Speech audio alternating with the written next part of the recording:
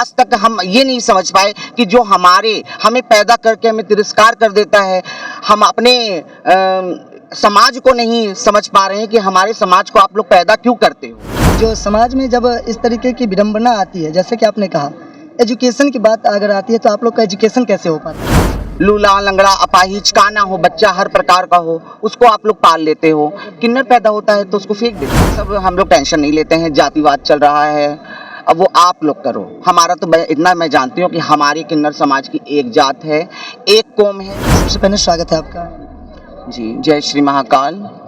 आप अपना छोटा सा परिचय दे देंगे माता जी? मैं किन्नर अखाड़े की महामंडलेश्वर प्रयागराज से स्वामी कल्याणी नंदगिरी। माँ जी, अभी हम सनातन के लोगों को यहाँ पे बहुत बड़ा जमावड़ा देख रहे हैं, खास करके महाकुंभ में पूरे विश्व के लोग यहाँ पर आए हैं, क्या कहना चाहेंगे? ये एक तो बहुत ही महत्वपूर्ण कुंभ है जो 2025 में हमें मिला है देखने को। और इस महाकुंभ में जिसने अगर स्नान ना किया हो, कि अमृत शाही स्नान हर किसी के भाग्य में होगा, तो यहाँ भीड़ रहेगी और सनातनियों की भीड़ तो रहेगी ही। इस महाकुंभ का स्नान कौन करना नहीं चाहता है जी। माँ जी, यहाँ पर जैसे कि पूरे देश विदेश के लोग यहाँ आए हैं और इस किन्नर अखाड़े में आकर के आशीर्वाद लेते हैं। कहें तो धरती पर अर्धनारीश्वर रूप हैं आप लोग, जैसे भगवान शिव और पार्वती होते हैं, उसी तरीके से आप लोग अर्धनारीश्वर रूप में हैं। हम लोगों के लिए क्या किन्नर समाज आज जो हमारा रूप है, रंग है, सब कुछ हमारे महादेव का दिया हुआ है। उन्हीं का ही एक रूप है अर्धनारीश्वर का। और सबसे बड़ी बात कि किन्नर समाज कभी किसी को बुलाता नहीं है। हमारे पास लोगों के दिल में आस्था और विश्वास है जो आज हमारे पास आते हैं। आप देख सकते हैं कि बहुत अखाड़े हैं, हम लोग कभी किसी अखाड़े की ना हमें बुराई करना है ना अच्छाई करना है। हर अखाड़ा अपने ऊपर एक महत्वपूर्ण अखाड़ा है, मगर हमारा किन्नर अखाड़ा आप देख सकते हैं कि यहाँ पे श्रद्धालुओं की कितनी भीड़ है। तो ये एक आस्था और एक प्यार है जो आज हम इन्हें देते हैं और दिल से हम इनके लिए दुआएं करते हैं जो आज ये हमारे पास आते हैं। क्या हम लोग आपको बुलाते हैं? किसी को हम लोग बुलाते नहीं हैं, सब अपनी खुशी से आते हैं और हम लोग दिल से उनके लिए आशीर्वाद है हमारा कि महादेव माँ गंगा उनकी मनोकामना पूरी करें। अच्छा माँ जी, सनातन को लेकर के हमारे बीच आप हैं और आपके साथ बहुत सारे आपके सहयोगी भी हैं। सनातन को लेकर के क्या पहल रहता है? देखिए, सनातन धर्म हिंदू धर्म से पहले सनातन धर्म है, ठीक।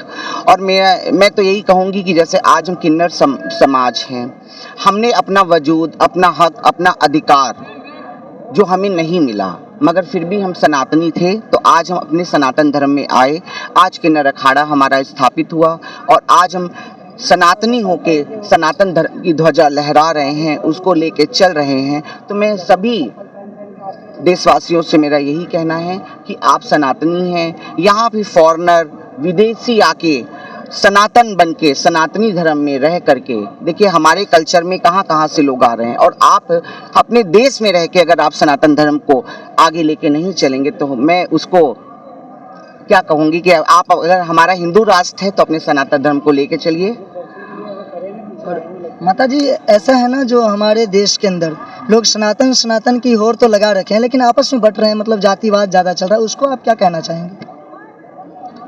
जातिवाद तो प्रखर सीमा तक पहुंच गई है, ऊंचाई तक पहुंच गई है। देखो, ये सब हम लोग टेंशन नहीं लेते हैं, जातिवाद चल रहा है, अब वो आप लोग करो। हमारा तो इतना मैं जानती हूँ कि हमारे किन्नर समाज की एक जात है, एक कौम है। हम लोग में कोई जातिवाद नहीं और ना हम किसी जात को समझते हैं। हम तो हर जात को आशीर्वाद देते हैं, चाहे वो हिंदू हो, मुस्लिम हो, सिख हो, ईसाई हो। हमारी दुआ सबके लिए है।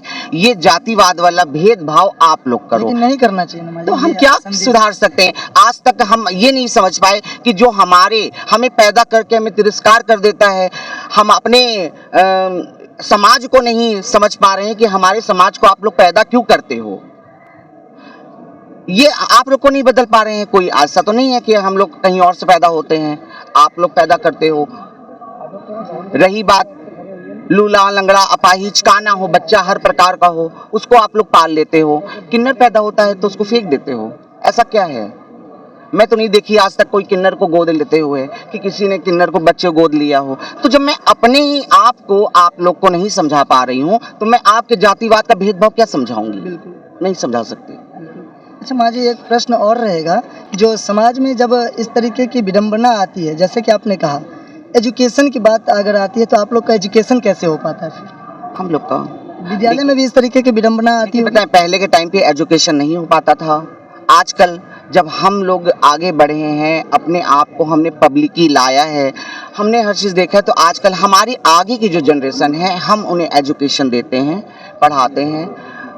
अब की जनरेशन में, पहले का तो मुझे कुछ नहीं पता है।